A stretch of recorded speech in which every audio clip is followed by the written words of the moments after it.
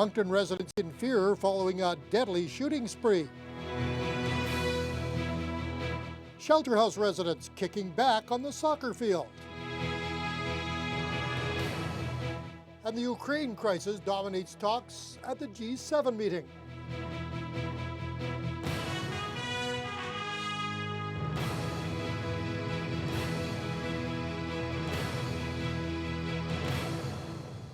Good evening and thanks for joining us. Moncton continues to be the scene of a massive manhunt at this hour.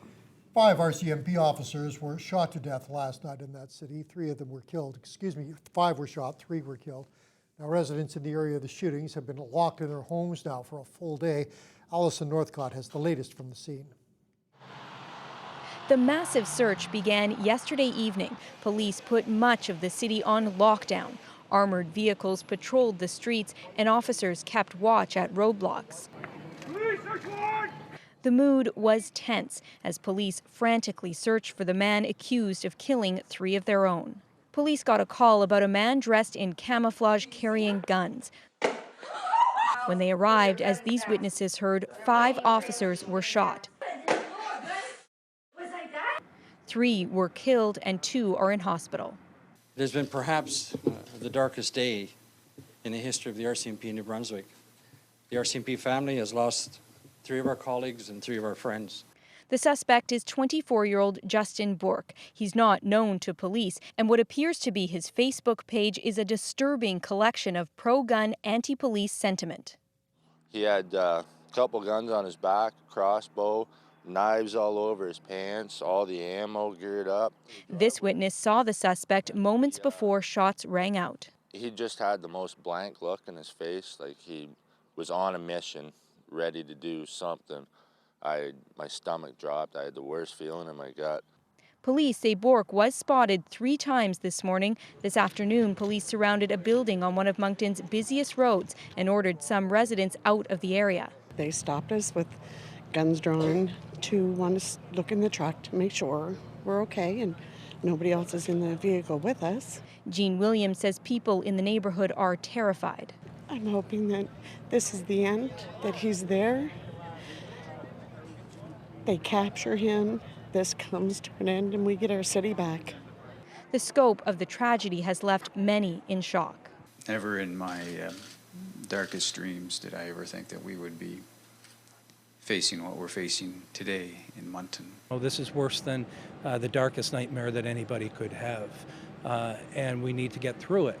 Residents in the search areas were told by police to stay indoors and keep their doors locked. That's exactly where many of them still are, waiting for the streets here to be safe again. Alison Northcott, CBC News, Moncton. And we will have more on the situation in Moncton coming up a little later in the news hour. To the provincial election now, the Auditor General says she may now expand the scope of her audit into the funding of a new tower at the Mars Research Centre in Toronto. It comes amid allegations that the Wynne government plans to bail out the troubled building by buying it. Genevieve Tomney explains. Good morning, everyone. Campaigning on a swing through the Niagara region, NDP leader Andrea Horwath says asking the auditor to look at the Mars deal was the right thing to do. All I know is that when we see these things happening, we've done it many times, we ask the Auditor General to take a look. It turns out Bonnie Lysyk was already looking, investigating the first $234 million loan given to complete this tower at the Toronto Research Hub as part of a broader audit of the Infrastructure Ontario program. But in her reply to a letter from the NDP, the auditor suggests she could go further with her probe. You've raised a number of questions that we Those questions about the real estate deal have blown up on the campaign trail. The Tories allege the Liberals were secretly working out a deal to now buy the troubled building for $317 million to avoid embarrassment. And comparing it to the gas plant scandal, they allege that number could go higher. And instead of being honest that they made a mistake, they're going to take $300 million plus out of health care to try to cover up their tracks and save face. But the Liberals and leader Kathleen Wynne are downplaying the audit, stressing it was already planned. So there's nothing out of the ordinary in this. I don't take anything, I don't take any particular concern from this. And what I do know is that she will make useful recommendations. Wynne has also defended the Mars deal, saying it wasn't made public because it isn't yet signed, and she says it will save taxpayer money by moving public servants out of leased office space and into a government-owned building. The auditor is set to release her report in December. Genevieve Tomney, CBC News, Niagara Falls. And we apologize for the technical difficulties with that last item. 5 of the Thunder Bay election candidates are getting ready to take questions from the business community at this hour. The Chamber of Commerce and SHIFT are hosting a forum at Fort William Historical Park. Taking part are Thunder Bay Superior North candidates Michael Gravel, Andrew Folds, and Derek Parks. Thunder Bay Atikokan candidates Bill Morrow and Harold Wilson are also on hand. NDP candidate Mary Kazoris is unable to attend due to personal reasons. We will have more on that event for you tonight on the Late Edition. Coming up immediately following tonight's news hour on Global Thunder Bay, candidates in the Thunder Bay Superior North riding will take part in an hour-long televised debate. Clear divisions between the candidates were quickly apparent during a discussion on the progress in the Ring of Fire. It was not that long ago when certainly the First Nation leaders were saying things that were concerned about it. The environmental assessment process is important. The resource revenue sharing is important. This is a project that we are poised to move forward. The NDP and the Conservatives, by not supporting our budget, stopped this project. Issues and answers. The candidates' debate for Thunder Bay Superior North gets underway at 7 o'clock on Global Thunder Bay. Now, the 3 main candidates in Kenora Rainy River faced off at a debate in Kenora on Tuesday evening. The economy, mining, forestry, and First Nations issues all played a role as the evening unfolded. But social services and the public sector dominated the discussion. John Thompson was there and files this report. Candidates from the 3 major parties in the Kenora Rainy River riding agree Ontario's economy needs improvement. They each spoke about their solutions. We will take care of your money and we'll make sure that you're happy where your tax dollars go. We have a financial crisis in the province of Ontario, but that doesn't mean that we just stop government. If we lose jobs, it's going to come from the public sector, which is something we rely on a lot right now. A decidedly social service-oriented crowd defied expectations at the Kenora and District Chamber of Commerce debate, forcing candidates to depart from the provincial campaign's central economic themes. Liberal Anthony Leake is in the position of being a local challenger from the incumbent government. He framed his candidacy as change for better communication. We need to promote those strengths to the people that are decision makers so they know that the investments they make here support the local economy, the regional economy, and Ontario as a whole. Progressive Conservative Randy Nickel stayed on message through the 3-hour debate, arguing jobs and balanced budgets were priorities that will improve all else. Whether it's energy costs, whether it's just what we pay for taxes. Again, we have a bold vision of what we're going to do to balance the books. In 2 years, we will have our deficit balanced. Incumbent Sarah Campbell stood on a platform of balance between social and fiscal responsibility, promising to maintain frontline services and stimulate the economy. We're going to shrink cabinet. We're going to consolidate agencies that overlap. We don't need the duplication. We do need frontline care, but we don't need to, as I said, have 4 different hydro bureaucracies that can all be performed under one roof. This was the second and final debate for the Kenora Rainy River candidates. Debates have traditionally been held in Dryden and Fort Frances, but not in this election.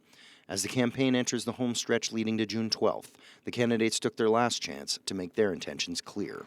John Thompson, TBT News. The provincial election is now 1 week away, and Thunder Bay Atikokan candidate John Northey is hard at work trying to paint the town green. In today's candidate profile, Mike Albanese caught up with the Green Party nominee to find out what drove him to run in this election.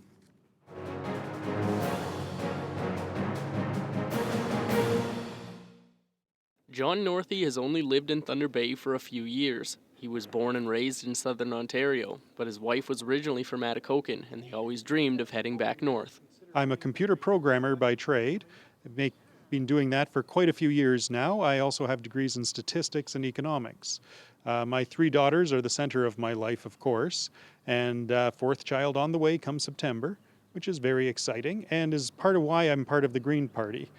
The desire to see things being better for them in the future. With the drive to better his 4 children's lives in the future, Northey joined up with the Green Party. He says there are issues like corruption and bad math that usually take the main stage in politics, but he wants to focus on the real core issues. I think core issues need to be in areas like the The economy, which is a very big issue up here with the Ring of Fire, of course, and education should always be a core issue, in my opinion.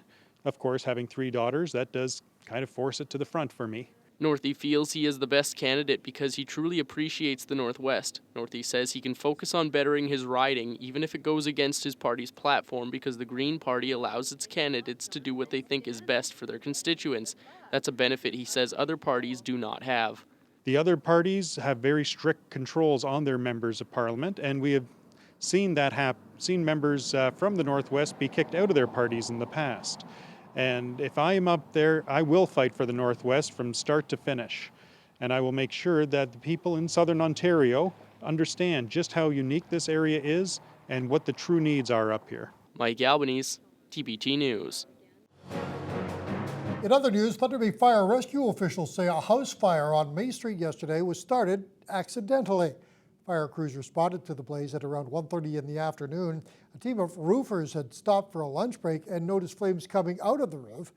The tenants evacuated without injury. Fire investigators say the cause was accidental, but aren't providing any other details. Women from around the Northwest are being recognized for their contributions in driving the economy and creating new business. The 17th annual Influential Women of Northern Ontario Awards were handed out today. This event helps to recognize the work women do in the Northwest. Northern Ontario business publisher Patricia Mills says women are the backbone of the region. She says there are so many women that could be recognized and the numbers keep growing. She says it's important to celebrate women's achievements and to pass those successes on to the younger generation. There's a lot of students in the room, there's a lot of young women in the room. We want to show them that you don't have to leave Northern Ontario to create a business or to have a great career or to affect positive change in your community. One of the biggest challenges we have is the fact that we're in some cases isolated in our communities, and yet we're very successful people.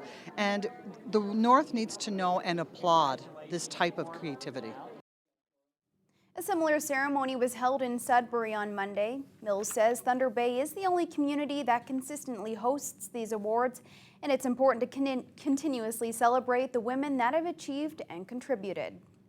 Soccer players in a program being run by Thunder Bay's Shelter House are looking to score a big trip to a big tournament. Now, each Thursday, as many as 15 people come out to practice and kick the ball around. As Dennis Ward reports, it's seen as a good way to stay active and stay out of trouble. Derek Redsky wants to play in a national soccer tournament. He's a regular at Shelter House's weekly street soccer games. He hasn't lived at the local shelter in more than a year, but he keeps up with old friends each Thursday. For him, it's a way to stay active and stay out of trouble.